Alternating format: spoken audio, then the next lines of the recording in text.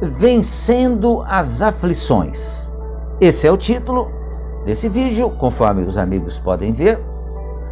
Agradeço a todos vocês que têm assistido aos meus vídeos. Agradeço se você também se inscrever em meu canal.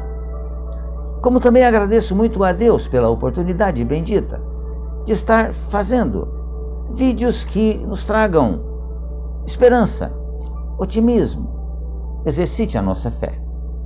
Agradeço a Jesus também pelos seus ensinamentos e pelos seus exemplos. É uma historinha que nós vamos contar com relação às aflições. Quando aquele rapaz começou a sentir as primeiras dores em uma das suas mãos, era uma pessoa em plena atividade profissional, um trabalhador responsável e pai de família. A sua rotina de trabalho exigia muitas horas do uso de teclado do computador, o que desencadeou inicialmente um processo inflamatório dos nervos e tendões em uma das suas mãos. Porém, mesmo seguindo as recomendações médicas e o tratamento adequado, a dor aumentou com o passar do tempo, levando-o a movimentar cada dia menos a mão acometida. Entre exames e tentativas de diagnóstico médico, passaram-se alguns meses. Com o transcorrer do tempo, os sintomas continuaram a evoluir. Veio o inesperado diagnóstico de uma doença neurológica, na qual a principal característica é a presença de dor extremamente intensa nas regiões acometidas. Passados mais de 6 anos após o aparecimento dos primeiros sintomas, ele vive uma situação muito diferente do que a de muitos jovens da sua idade. A progressão da patologia, somada às várias complicações do próprio quadro, levaram-no à necessidade de manter-se, na maior parte do tempo, deitado sobre uma cama. As aflições que enfrenta são muito grandes, são muitas mesmo. Dentre elas, passa por uma complicada situação financeira. Além de ter que ingerir diariamente doses elevadíssimas de medicação para alívio das dores, sofrendo indesejáveis efeitos colaterais.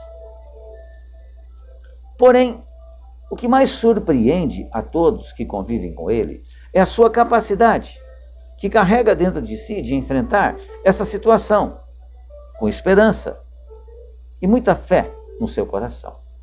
Apesar de lutar diariamente contra tamanhas dificuldades, dentre elas a impossibilidade de desfrutar momentos ao lado do filho, jamais se observou algum traço de revolta ou indignação pela situação em que se encontra. Recebe semanalmente a visita de muitos amigos e é comum encontrá-lo com desconforto e com dores, porém nunca com reclamações e nem palavras de desesperança. Rapaz inteligente e lutador, muitas vezes é ele próprio quem consola e alivia o coração dos que o visitam, contando histórias e conversando sobre temas edificantes. Ele demonstra a fé inabalável em Deus, além de uma forma sublime de enfrentar a dor, com grande paciência e grande resignação. Ele busca constantemente o alento que a doutrina espírita lhe traz. Porque a consciência de que o sofrimento de hoje pode estar às próprias faltas do passado e de que a atual situação pode ser libertadora para o espírito endividado, porque traz-lhe serenidade. Continua-se com as dores, mas o sofrimento diminui de forma muito grande também, porque você compreende a razão pela qual você sente aquelas dores, você está tendo aqueles problemas. E quando nós temos contato com isso, então, sabemos o porquê das coisas, de forma natural, nós passamos a entender que aquilo pelo qual você está passando está em razão direta com aquilo que você fez, com aquilo que você realizou, ou nessa presente reencarnação, ou em reencarnações anteriores. Por isso, aquele jovem busca constantemente os ensinamentos que a doutrina espírita nos traz.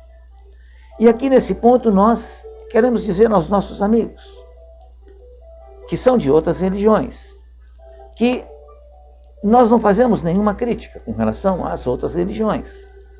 Apenas dizemos que o Espiritismo é uma religião cristã e que nos diz que somos espíritos imortais, vivendo mais uma reencarnação. Reencarnação essa que é mais uma oportunidade que Deus nos dá para que nós nos tornemos espíritos melhores. E se eu passo por algo parecido com que essa nossa história está trazendo aqui, eu tenho que ter a certeza de que não é castigo de Deus, mas é o resultado das minhas ações. Toda ação gera consequências. E as consequências, muitas vezes, vêm carregadas de dores. Ele extrai dos ensinamentos cristãos a esperança que sustenta a vida e o impulsiona para a vitória sobre as dificuldades. A sua postura contribui imensamente para a renovação do entusiasmo, transformando-se em recurso terapêutico de forte alcance.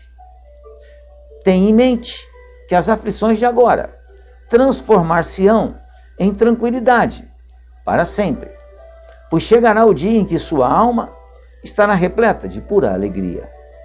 Por isso, pensemos em como temos enfrentado nossas dores.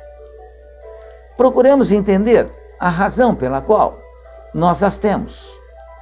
Não nos esqueçamos que somente padecemos o que se faz necessário à vitória sobre nós mesmos. Ou seja, eu estou reencarnado presentemente, como todos nós, graças a um planejamento reencarnatório. Nesse planejamento, como em todos os planejamentos, faz-se então um apanhado daquilo pelo qual eu pretendo realizar. Um planejamento reencarnatório é um planejamento moral. Então ali estão as dificuldades e os obstáculos, o trabalho que eu devo enfrentar para me tornar um espírito melhor. Mas todos eles estão dentro da minha possibilidade, da minha capacidade. Nada está superior às minhas forças, porque Deus, além de bom, de misericordioso, Ele é justo. E conforme ensinou Jesus, a cada um segundo o seu merecimento. Muitas vezes é uma frase dura, mas ela é real. Eu vivo aquilo que eu faço. Então, a situação pela qual eu vivo nesse momento está relacionada às ações que eu tenha feito. Por isso, se eu tiver que reclamar, e olha que nós reclamamos muito, eu tenho que reclamar de mim mesmo. E dizer para mim mesmo, por que eu fiz isso? E depois também, conversando comigo mesmo, prometer-me, não farei mais isso. Vou passar pelas agruras, pelos obstáculos, pelas dores, mas não as quero mais. Por isso eu vou me esforçar para que eu me torne uma pessoa melhor. E Deus está me dando essa oportunidade de que eu, efetivamente, me torne uma pessoa melhor. Por isso Ele me permitiu reencarnar. Me permitiu ter uma família, construir uma família. Me permitiu ter inteligência. Mas se eu, em reencarnações anteriores, usei a minha capacidade intelectual, não estou dizendo eu, nós todos, usamos a nossa capacidade intelectual em prejuízo dos outros, certamente que na outra reencarnação eu não terei condições de usar a minha inteligência, pois o meu corpo, ele será apropriado às minhas necessidades. E muitas vezes, nesse caso, o corpo vai me limitar, não vai me deixar expressar-me da forma como eu gostaria. Os ensinamentos e o que eu sou como espírito permanecerão os mesmos. Mas o corpo, então, não vai me deixar colocar para fora tudo aquilo que eu sei. Ele vai me limitar. Ou seja, ações e consequências. Pensemos nisso, amigos e amigas. Agradeço mais uma vez a sua atenção. E vamos aprender a conhecer a razão das nossas aflições, para que a gente as vença. E nós temos condições, certamente, de vencer as nossas aflições. Mais uma vez, agradeço a sua atenção. Fique bem, fique em paz.